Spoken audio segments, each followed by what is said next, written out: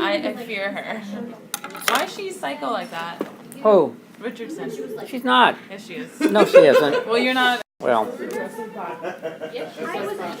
went in for the problem with my math, and I was trying to figure out what she likes to do. And then she got it to me, and she's like, go talk to her. And so I went in, and I interrupted her. Yeah, she just goes in, and then she fired me like I just killed her body.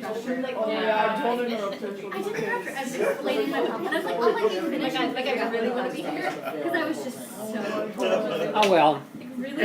I know I'm nicer, but I'm You sorry. are nicer. You are You are nicer. much But that's nicer. how an advisor should be. You shouldn't have to be That's why I don't do intimidating. it anymore. I'm too nice. I think you should. I understand if it's like the freshmen who are getting 1.0s and like what medical school am I gonna go to? Yeah. That makes sense, but she was just mean. She's just a mean lady.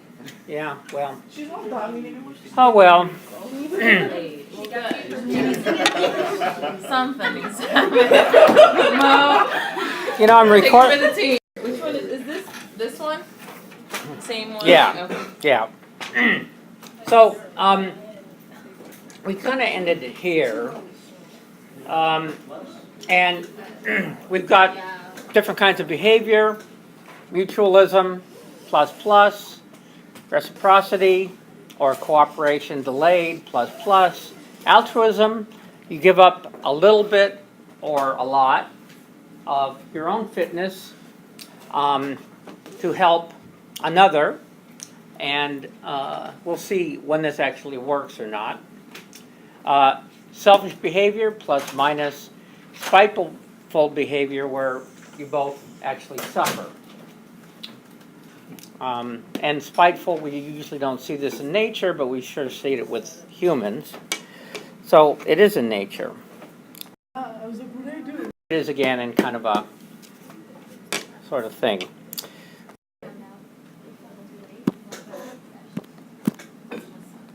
And one of the other meetings, so like everyone was moving up. I was doing shelves yesterday though. The expiration date. That's annoying. How much yeah, so like, what did I do? You're never gonna like. That's never good. Yeah. Don't leave on telling you. Yeah. I'm not seeing this because I was shocked. Yeah, sure. Good. There you go. And you walk. Give him your wallet. What for?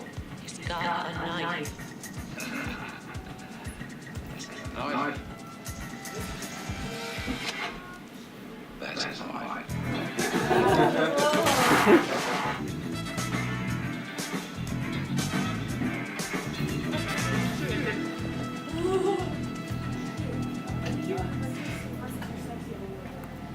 Just give them fun. You're all right. I'm always all right when I'm here. Oh God. She likes him. Yeah, I guess so. So that's selfish behavior, I guess. I don't know, kind of selfish, and then retaliatory. So, oh shoot.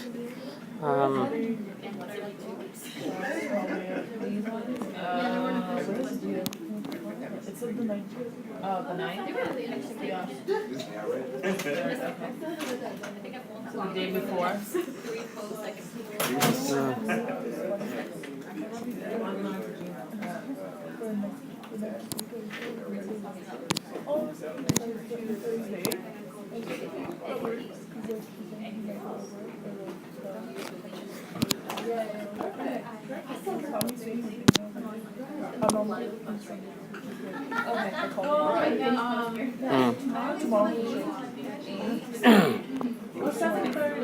Tomorrow I'll probably just like open it to have my admission. That's fine, I can even help you. Half genetics, half you'll make the focus. Yeah. And if you have to open questions. Okay. Your manager just called me. Yeah. It's like, oh, like, I want you to come in for an interview or whatever. I'm like, oh, I'm not sure about my schedule yet. Like, I'll let you know tomorrow. So she's like, yeah, just text me or whatever. I was like, okay. She's like, okay, I really recommended you. She's like, the first Oh, come on. Yeah,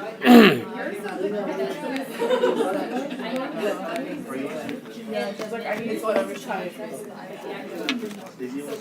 Damn it. Where the fuck is this?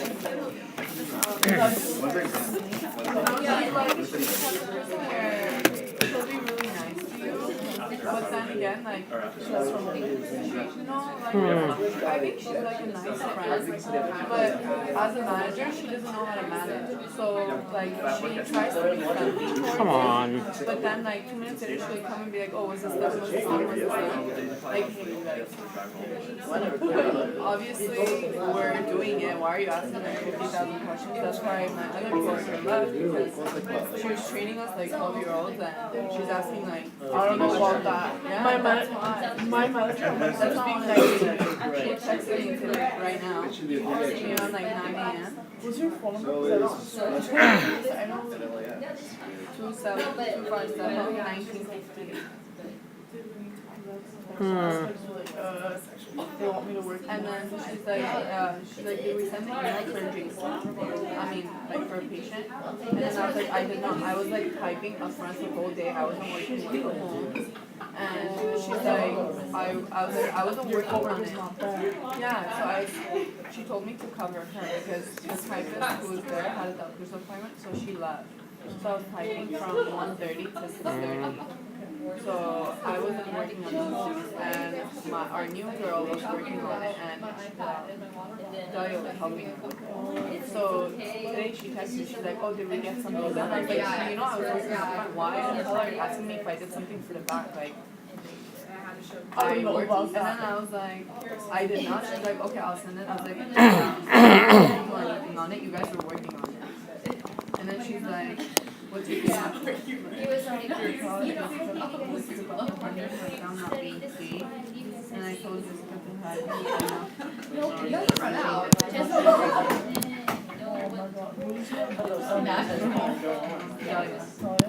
Yeah, it was DALIA.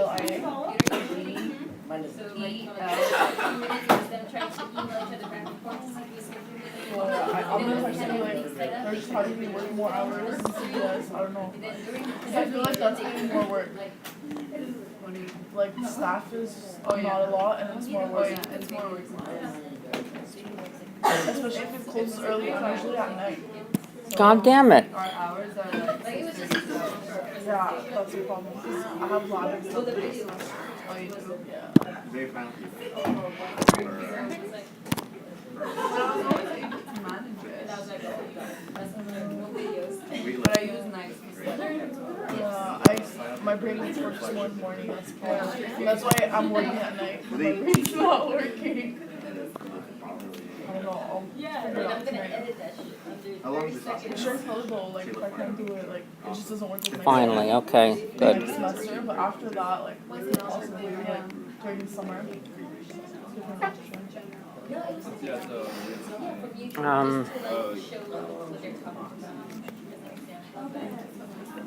But like when it has their point already, it went to other points, and it's like it's not even 6 sides. It was interesting, but it was like.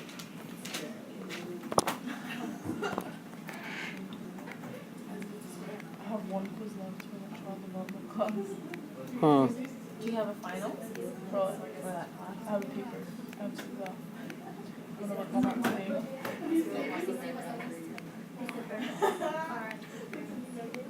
feel like there's no.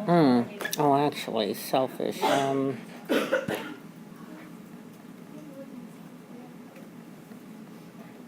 thinking of taking class over winter. I think I'm just mentally Okay. able to do it. Don't do it, because then you're gonna screw up your spring. That's what I'm saying. Like, I'm just tired. Let's see. Here's some more kind of types of social interactions. Obviously, cooperation.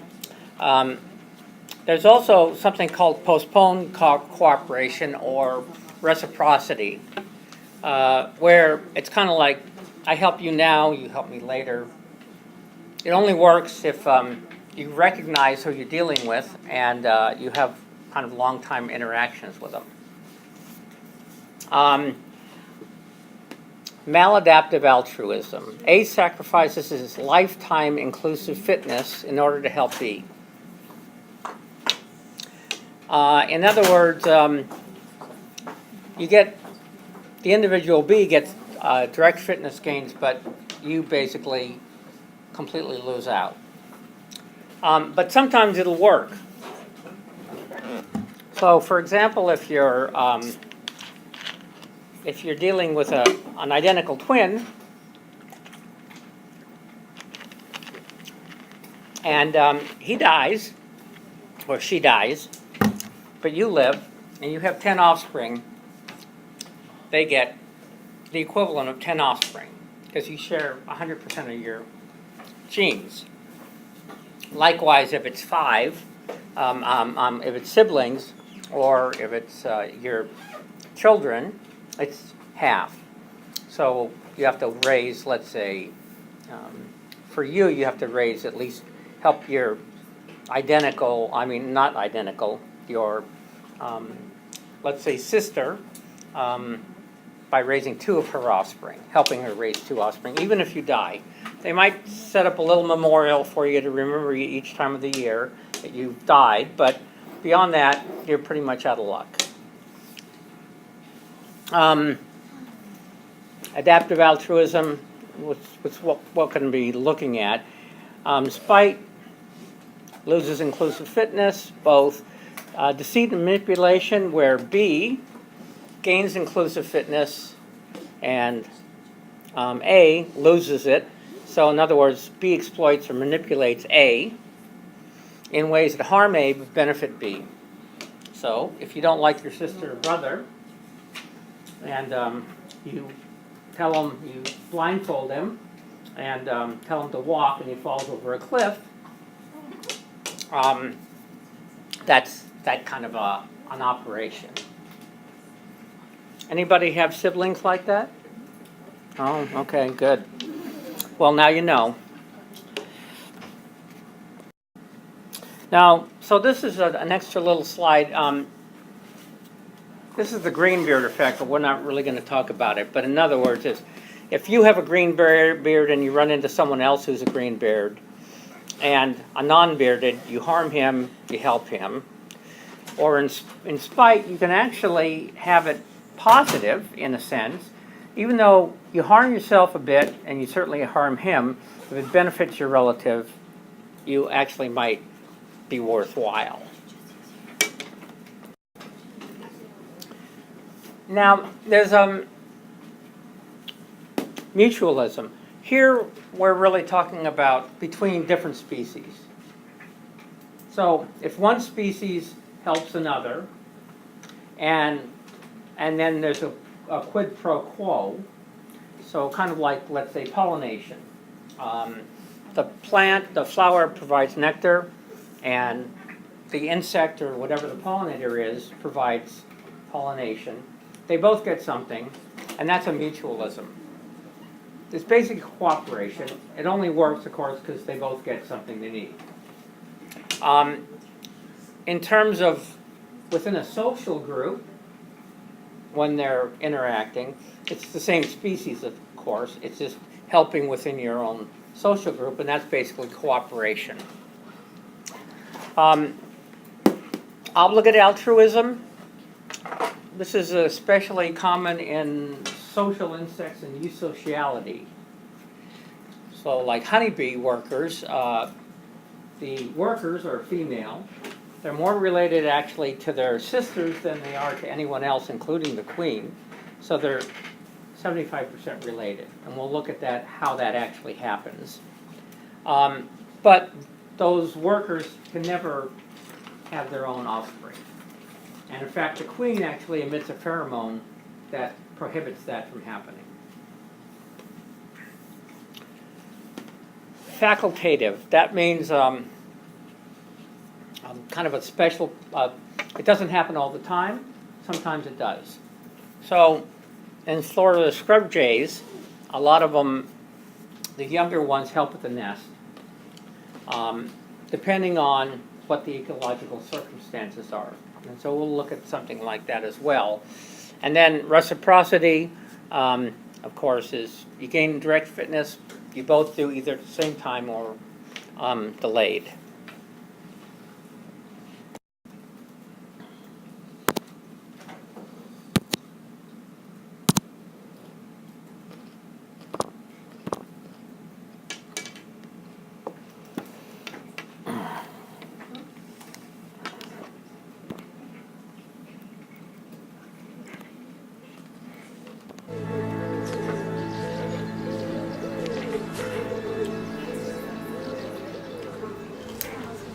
There's an insect in this garden that all gardeners loathe. Aphids. They make enemies of gardeners, but in the undergrowth they have friends. Ants.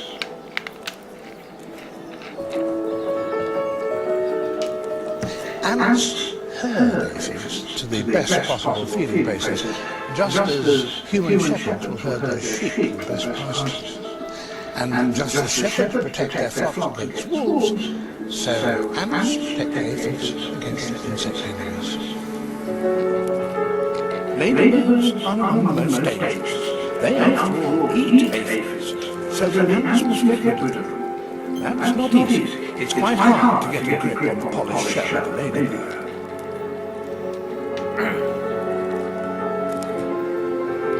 But eventually, success. Aphids excrete liquid that ants relish, honeydew. That's why ants protect them.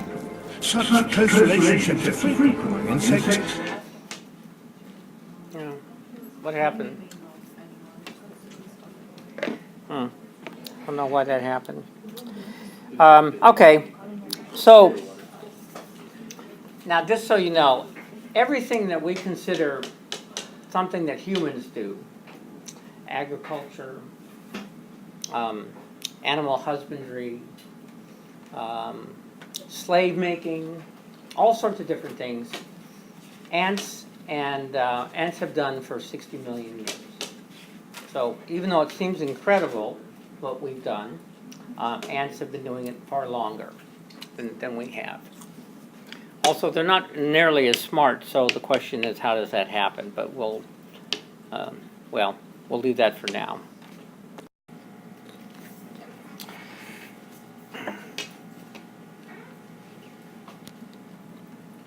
Okay. This is a situation where we've got dull males, kind of medium males, and bright males. And it's bright males, well, you can imagine that this might be a sexual selection characteristic. For females in terms of choice, and males in terms of dominance. Did we do this already? I think we did, but anyway, what happens is there's dull males, and they actually get to stay on the territory, and they can find a mate and produce offspring, and they don't get chased off. But for bright males, this is the, I think we did go over this, the royal prerogative, right? So, in the old days, like Braveheart, the royalty could bed the wife of, let's say, the peasant on the wedding night. It's just a royal prerogative. So the same thing happens with the bright males. They can father other offspring. They get the other males to raise their offspring, and everybody's happy, kind of. Okay. So, number of males and plumage score. And if you're intermediate, you're actually losing out because the bright males will drive you away. So it's actually kind of what you would call disruptive selection. If you're a real puny, dull-colored male, the other one lets you, it's like having the court jester around. He's always amusing and might actually be helpful at some point.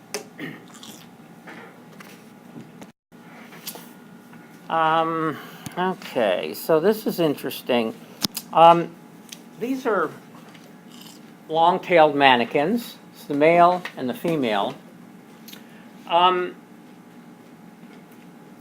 And what happens is future reproduction. Well, male mannequins do better when there's two individual males actually courting a female. The thing is, only one of them gets to actually copulate with a female.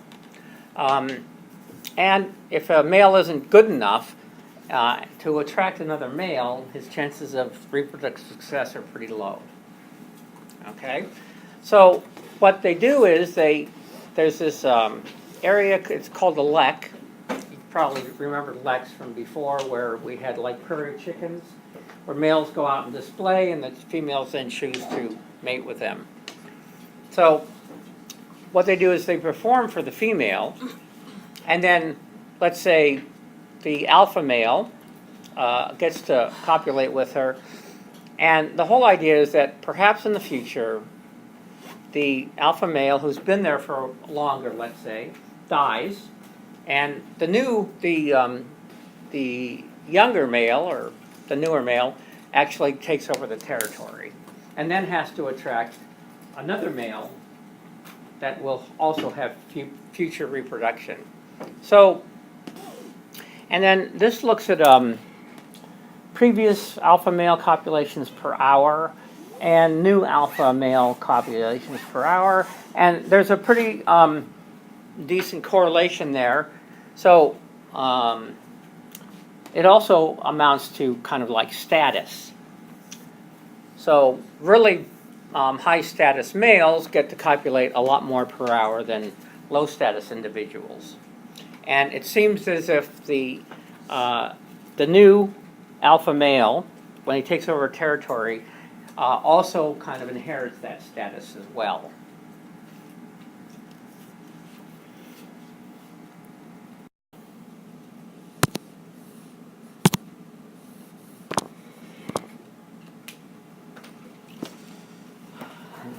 Let's see, where is that?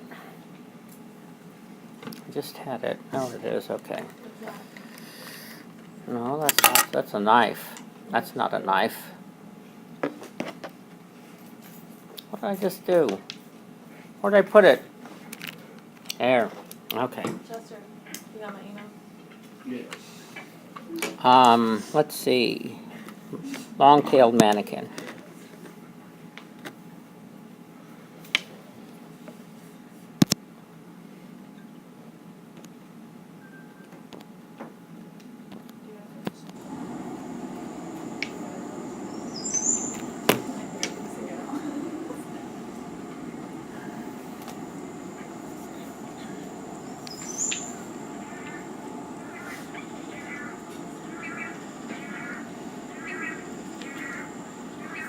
What are they doing? They're courting the female. That's the female. Okay. Right. And they're doing this elaborate courtship where they need two of them to do it. That's so cool. Mm-hmm. I like to see human males do that. Yeah, I know you would. They don't do that. They don't do that. No. No. They're stingy. Yeah.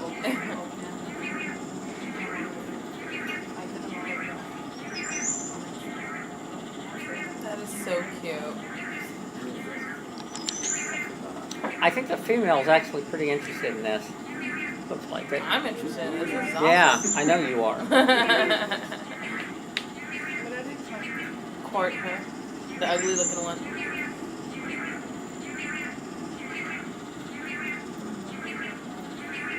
Okay, come on, let's go. Let's get with it. She's being picky. I like that. Well, yeah. She's feisty. So how does she pick? Yeah, the one who jumps the ice or something? The one who jumps on her is the alpha male.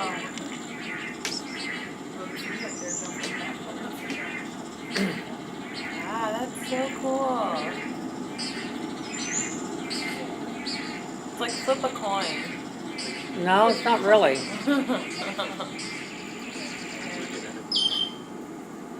What? What? No.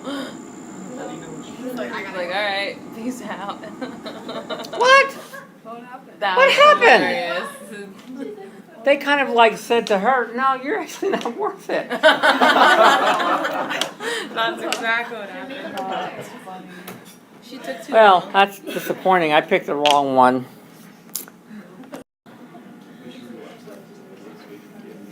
So that's actually That was so funny.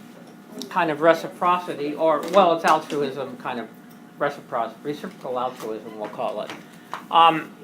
And it's actually not altruism in the sense that they're both going to finally get it, supposedly. Oh my god, the spider keeps attacking me. Go away. I'd kill you. So, cooperation, of course, wolves benefit by pack hunting. They can bring down much larger prey. And the cooperation actually increases each individual's own fitness, and younger animals help raise younger offspring. There's always an alpha and a male and female that are doing pretty much all the reproduction. But, of course, that changes over time. Vampire bats, they share a blood meal. The donors actually give up something. In other words, they're giving up some of their own meal. And to another individual. And they hope for or expect reciprocity. And to make this actually happen, individual recognition and enough memory of past encounters to eliminate freeloaders. So we're going to get to the freeloader bit in a second, but you guys all remember that from earlier, I hope.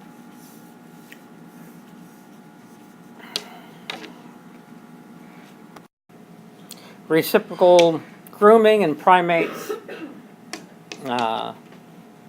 They both get something. Of course, in this case, it looks more like this alpha male is getting all the grooming, and these females perhaps are more, aren't doing that. It's not good. This guy would be sighted nowadays. Okay, so again, here we are. How might altruistic behaviors pose a challenge to natural selection? So, anybody? Yeah? You can't single out people for natural selection. What? You can't single out people for natural selection. Because Yeah. everybody helps each other. Do they always? Altruistic is a... That means you're helping someone, you're losing some of your own fitness, but you're helping someone else gain fitness. Yeah, so you keep helping like sick people, and they keep getting sick. Okay, and in other words, you expect something in return. Yeah. Okay. Well, altruistic behavior has the potential to lower your fitness, and natural selection is always favoring actions that increase your fitness. Exactly. So there seems to be a bit of a paradox here. Now, Why does he talk? do you understand that? Yeah. Okay. So NS is inherently a selfish proposition. Why would we then help other individuals? Of course, well, altruistic, they suffer a loss of fitness. So how can you explain it in terms of how that might affect individual fitness and how would it evolve? And there's a number of different arguments. One of the first ones was by this guy named Wynne Edwards, British. And this was back in the 50s. And he suggested that group living species might altruistically restrict their own reproduction to avoid overpopulation and starvation. What's the problem with that? Why does it matter if they care about overpopulation? Yeah, okay, partly. So, if individuals, let's say it's kind of like the what is it called? Oh, Tragedy of the Commons. You guys know what that is? Okay. Tell him. You It's can basic. talk to him, actually. What? No, go on. It's basically, it's been a while since I've read it, but it's basically you think that you can take something and that it's just one person taking one thing from the group, but if everybody's doing that one action, then it's not just one instance of some damaging effect, it's hundreds potentially or more. Mm-hmm. So let's say you have a limited resource, kind of like fisheries. In fisheries, it's a limited resource. It's generally wasn't necessarily policed. It's being more policed now. But you can quickly, if everybody takes just a little more than let's say they're supposed to, you quickly completely deplete the fish population. Pretty much what happened with the cod fishery in Newfoundland and the Central Bank, which was fished for hundreds of years, but then, of course, modern technology pretty much wiped them all out, and they haven't come back in 60 years. So, in terms of this, an individual could, this is called freeloading. This is cheater strategy, right? And it won't work without some other operational or processes that are in place to stop it from working.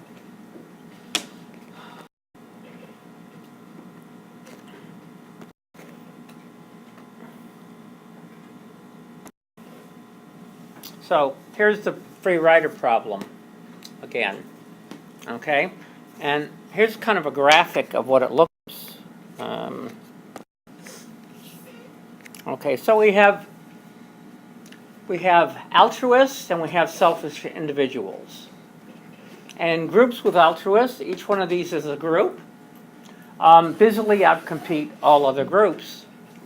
So it might seem that, in fact, being an altruist would actually be favored. Because in terms of, instead of thinking individual selection, you think of groups as individuals. And groups that cooperate do better than groups that don't. But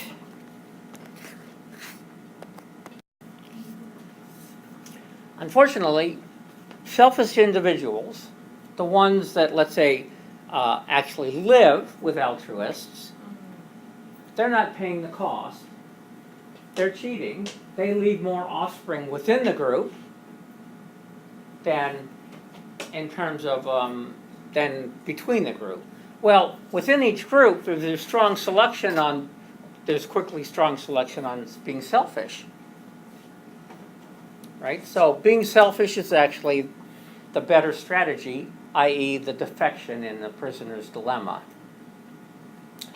And then, of course, at the very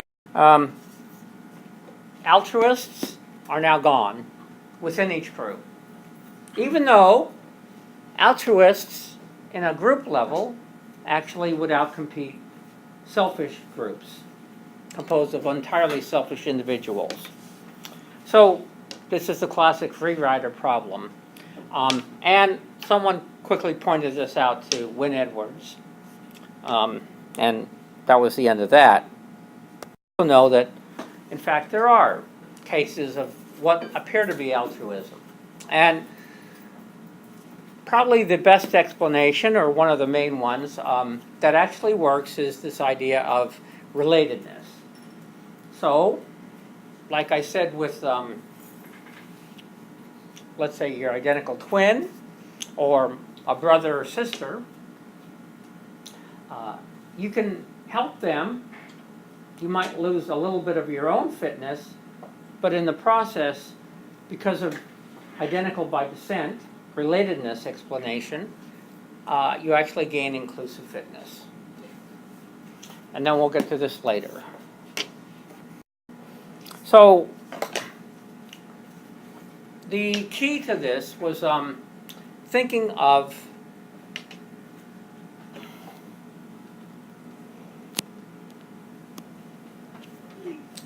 the important thing. Let's say you have an actual gene or an allele that makes you more likely to be altruistic. And the vehicle, in this case the organism, is just basically a vehicle, just carrying the DNA. So this is what actually gets copied, right? It's the allele. And if it causes the individual to be altruistic, it might spread in the population. So this is a kind of a gene's eye view. So we've got these alleles, kind of a primordial soup.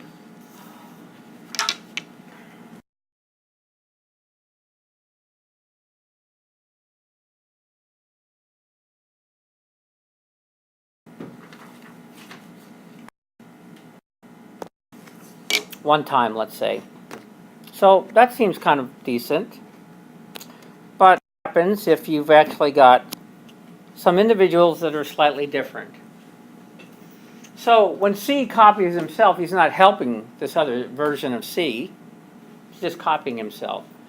But in this case, we've got X's who are altruistic, and they're both copying each other. And since they have, obviously, you might say a higher reproductive rate than these individuals, X's should actually be spread in the population.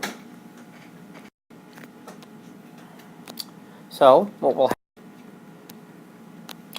If the X's obviously copy themselves more efficiently, or are altruistic, then other letters can copy themselves. Then X's will become more common, just as if they had copied themselves. And they will quickly dominate the population.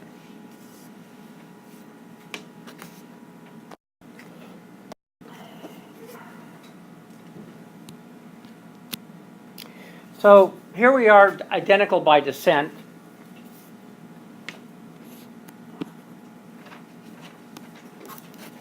And let's say we've got,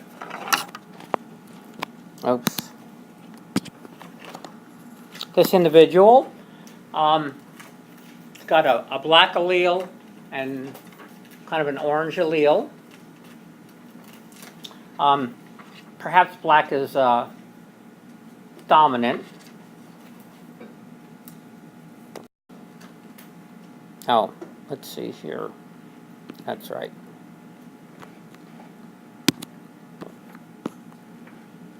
Okay, so obviously you can have this allele and you get it by descent. That means you're not gaining whatever function it might convey independently.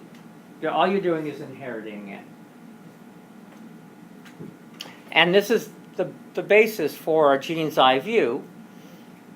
If you're a gene, and you could think, or an allele, you would want to leave more of yourself than others.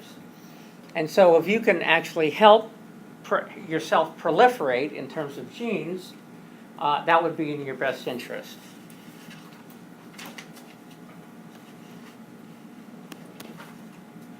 So how can we meet these actual conditions? Well, for one thing, we could say that family structure would definitely promote evolution of altruism. And let's take a look at this more closely. So what this actually shows is that, let's say you have an allele that is harmful to the individuals that carry it. Of course, selection should disfavor that allele.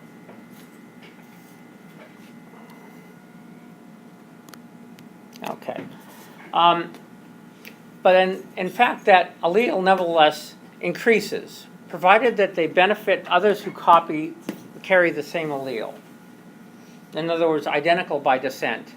In this example, the wild type individuals that carry an altruistic, the individuals are black, produce an average of one offspring each by their own efforts. Gray arrows.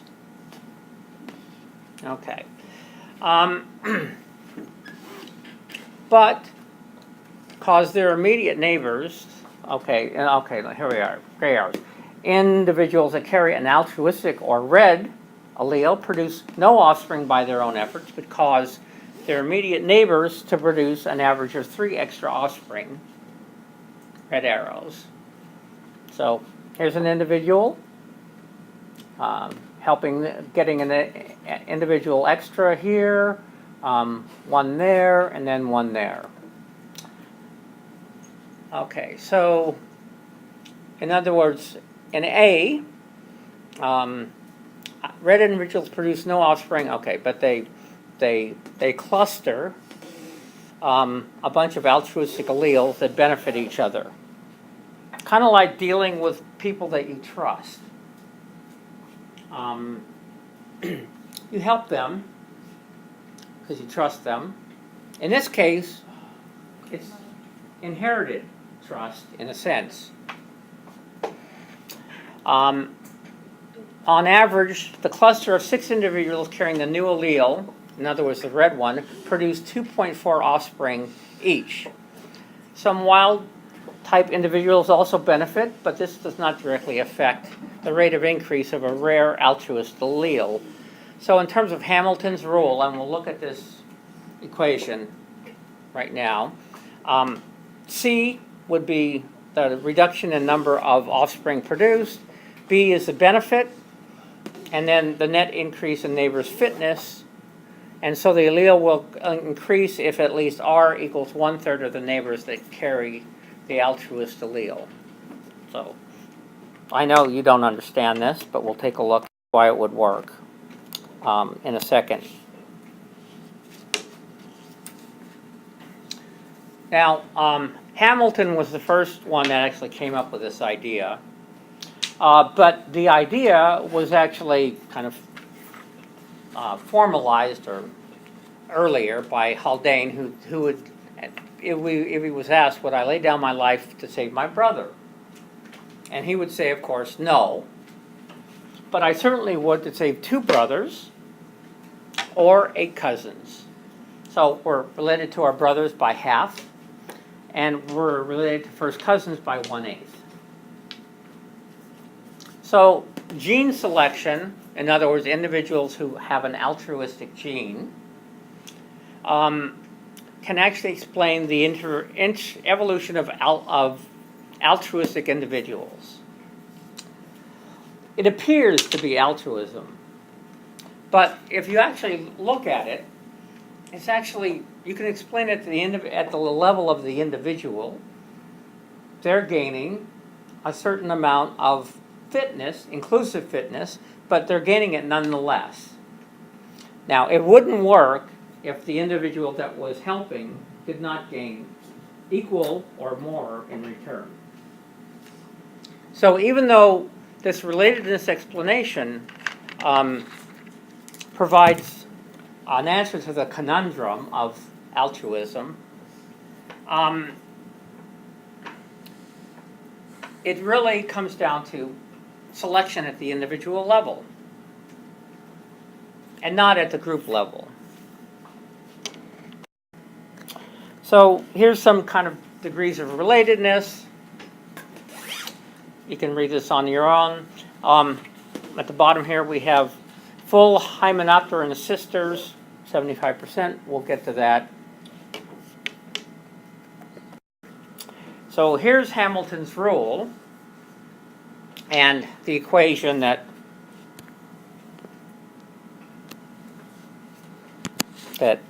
shows it. And okay, so we have a cost, let's say, which is associated with the cost to the actor. In other words, the altruist. We have the benefit. Here's the beneficiary, a relative. Benefit to the recipient, cost to actor. And then we have different levels of relatedness. So RB, that means there's the actor who's related to the extra individuals or the individuals that they help to produce extra individuals. So that's the relationship between the actor. And then RC is the relatedness between the parent and offspring. In other words, this individual who's giving up their own direct fitness by not producing their own offspring. Okay? If this was a larger value, then this would not hold, this equation. So if you actually look at it, relatedness between the two acting individuals, it's only favored altruism in this kin selection model when there's a benefit prorated or weighted by relatedness that exceeds the actual cost. And thus, I call it apparent altruism at the level of the individual instead of at the level of the group. Even though the group full of altruists might actually do better, but this prevents a free rider problem. So even if there's a free rider, but he's your relative, you're still going to gain. You might be in the grave for 6 years by that time, but that relative who offed you is producing more and more offspring, and you're getting a benefit, kind of. Not a very good benefit.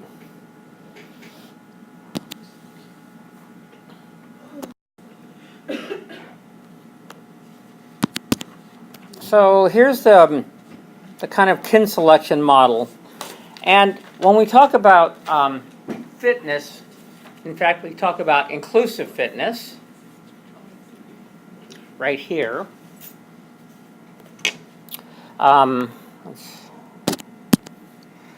Okay, so inclusive fitness. Here's direct fitness. That's one component. Forget about anybody else. You're producing your own offspring. Those are your fitness chips. But indirect fitness, the reproduction of offspring of individuals who are related to you. In this case, if you think about the individuals, it's not really the individuals, it's actually alleles that are transmitted from one generation to the next that are identical by descent. And this is the extended phenotype view of inclusive fitness. So instead of a phenotype of one individual, you have all these other individuals that are associated with that phenotype that are identical by descent.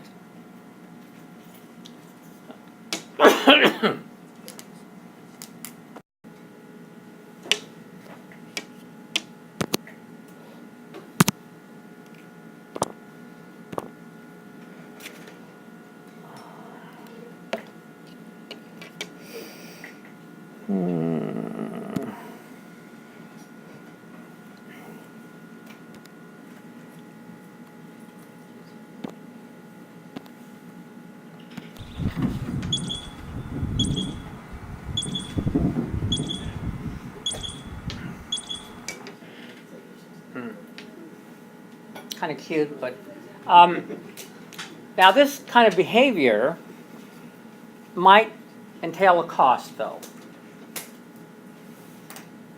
If that's an alarm call, and let's say there's an approaching hawk that this individual sees,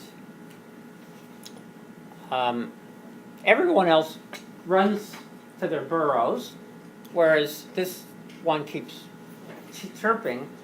The hawk's likely to come and get this individual.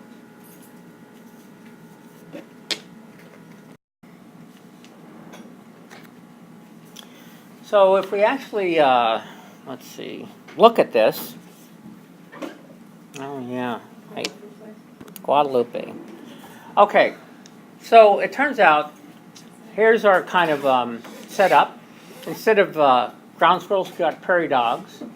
And the question is, do they prefer to help relatives? And the hypothesis, individuals give an alarm call only when close relatives are near. And of course, the measure of that is you're predicting more alarm calls. and then a null. And here's the experimental setup. First of all, you have to determine the relationship among the individual prairie dog groups. Pretty simple. Capture them, gets their DNA. We can actually see who's relatives and by how much. You drag across, let's say, a stuffed badger across a territory. From the observation tower, you record the number of members that give an alarm call. We repeated this over 698 times. Individual encoteries that contain close relatives should be more likely to give alarm calls. And in fact, that's exactly what happens. Okay? So, no kin, you don't give an alarm call. Kin, but no offspring, almost as much. And then if there's offspring, even more so.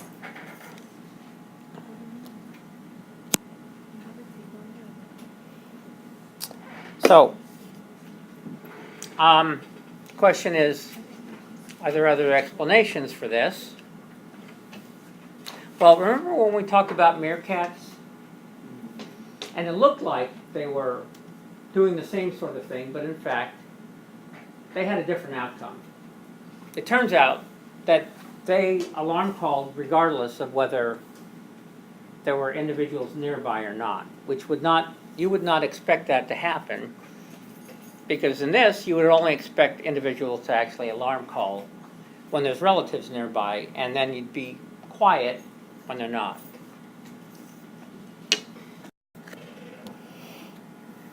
So here's a helping phenomenon. One thing I do want to mention. There's going to be at least a question on the test in solving that equation. It'll be like, how many extra, let's say, offspring must your brother or sister produce? Or how many must, to compensate for that? So remember, they're related to their brother and sister by 50%. Now, in terms of an individual, and let's say then you have the offspring of the individual you're looking at who's giving up fitness, and then the offspring of the others they're helping, or the individuals actually breeding, those are cousins. So you have 0.5 times 0.5 times 0.25. So you end up with 1/8 between cousins. So I'll provide an example of this before the test, okay, on how to actually figure it out. And I'll also give you, the relatedness equation. I mean, siblings are, full sibs are 1/2 related. Half sibs are 1/4 related. You're related to your grandparents by 1/4, that sort of thing. Okay, so bee eaters, they live in these big colonies. They fledge a whole bunch of offspring at different times. And some of these offspring, here's the dilemma for the offspring. What's the chances of them actually reproducing successfully the first year? First of all, they've got to set up their own household, so to speak. They might have some problems because there's limited space up there. So then they'd have to go perhaps searching for a new bank. But these are colonial nesters. And then, of course, cost of helping is reproduction, future reproduction. And the benefit is that, in fact, these recipients, in other words, the actual offspring that you're related to, so these are all offspring. In other words, you're helping your parents raise additional brothers and sisters that you're related to. And you can actually see what the increased probability of survival is. So probability of helping here and coefficient of relatedness. If you're related to your siblings at 0.5, there's a much higher probability, obviously, of actually helping than not. And then, of course, down here, there's a very low probability of actually helping. Yeah, exactly. Want you to remember that. So this is the coefficient of relatedness. Now, this happens in a lot of different animals, of course. Wolves do the same thing. All sorts of different animals have helpers that then might forego reproduction at that time, but increasing, it's still worth it because they're actually increasing related individuals.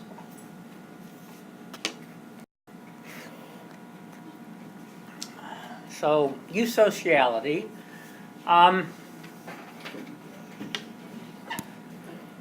Basically, this is what you have here. You have cooperative care of the young.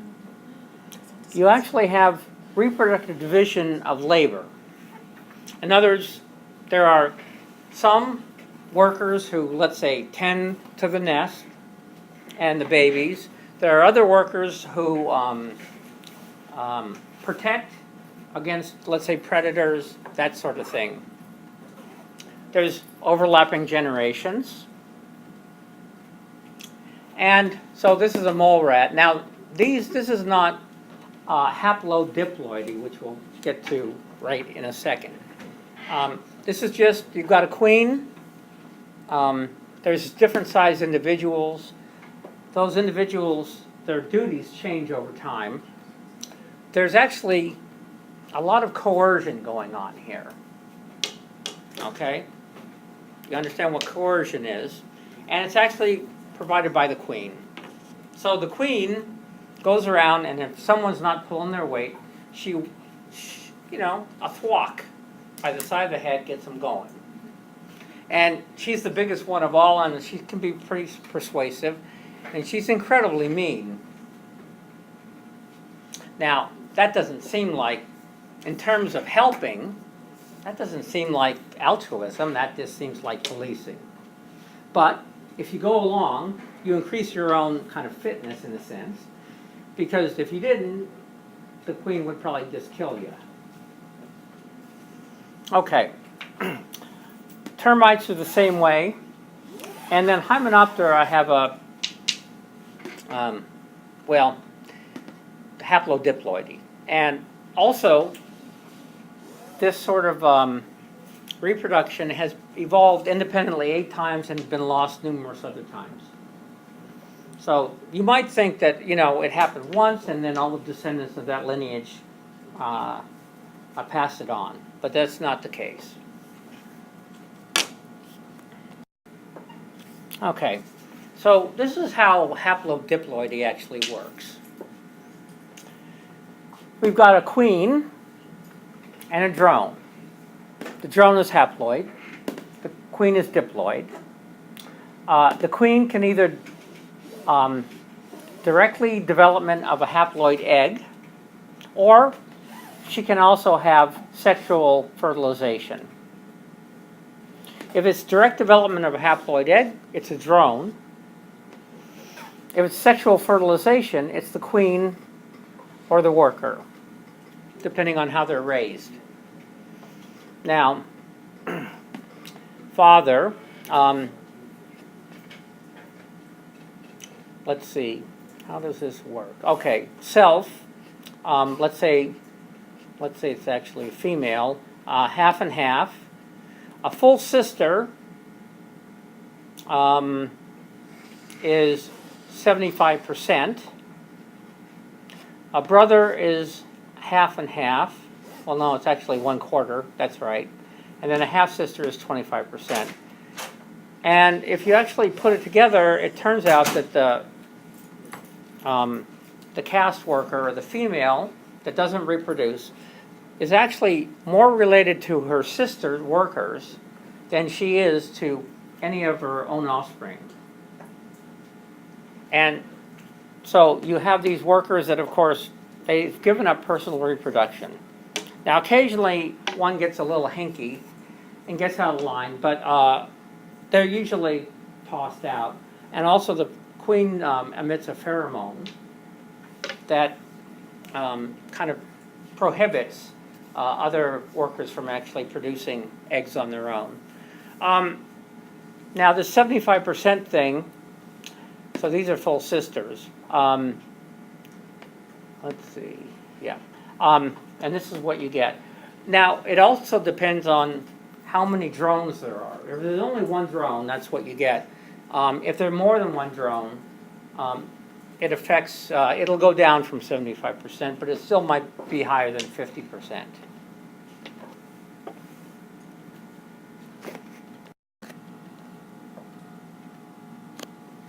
So this is the comparative method again.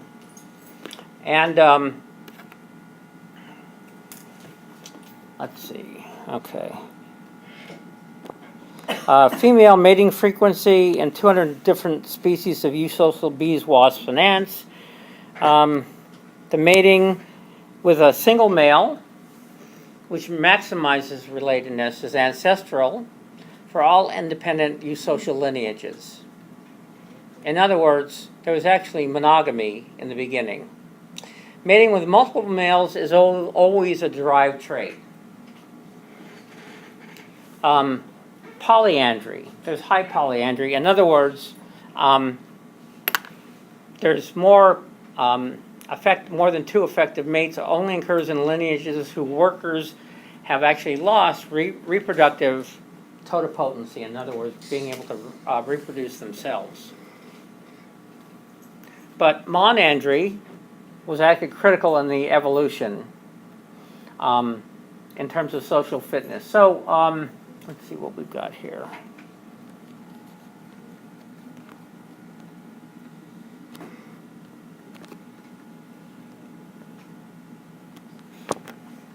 Okay. First of all, you can see most of these were monandrous. It's only the solid red lines that are the ones that are eusocial. They can't decide here whether this one actually was perhaps eusocial as well. And there's only one group of these bees that actually did it, perhaps another, Bombus. In other words, there might have actually been a change there. Here's some wasps. They never did it. Palestine and Vespine wasps. One for sure, and perhaps a couple of other lineages. And then all these ants that it started. And there's also some individuals, let's see, did it, and it doesn't show it here, where they actually lost eusociality.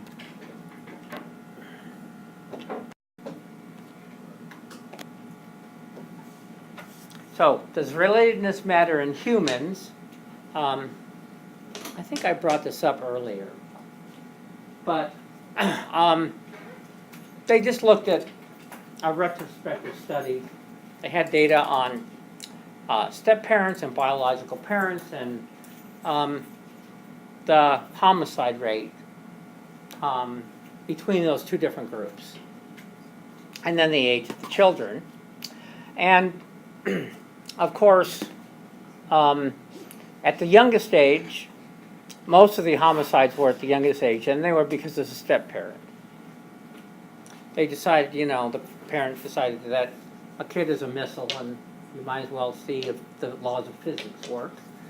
And then biological parents. Now, as the age of children increases, you get more bonding, it looks like.